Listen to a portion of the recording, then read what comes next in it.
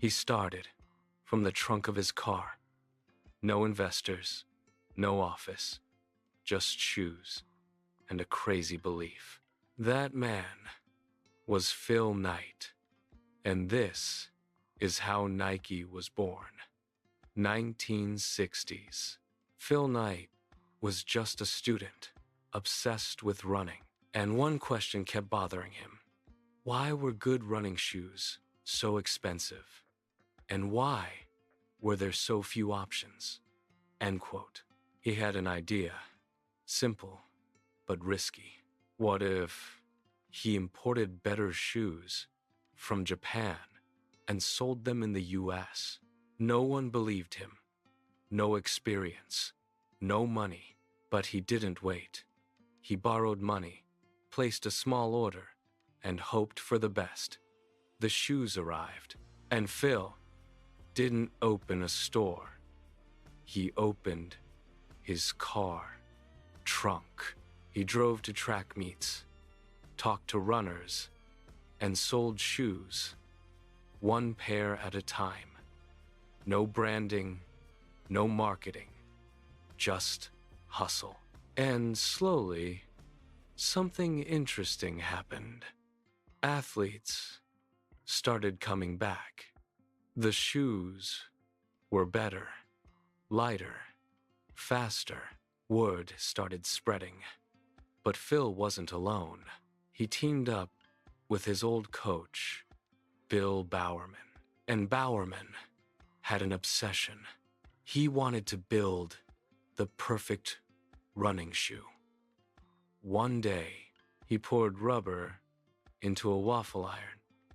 Yes, a kitchen waffle maker. And that weird experiment created a soul that changed everything. Better grip, better performance. Athletes loved it. And suddenly, this small side business started growing fast. But success brought problems. Cash flow issues, debt. Banks almost shut them down. At one point, Nike was days away from collapse, but Phil kept pushing. He took risks, reinvested everything, and then came the moment that changed everything. A new name, a new identity, Nike, and a simple logo, the swoosh, created for just $35. Then came marketing, not just ads, but athletes. Real performance, real stories, calm.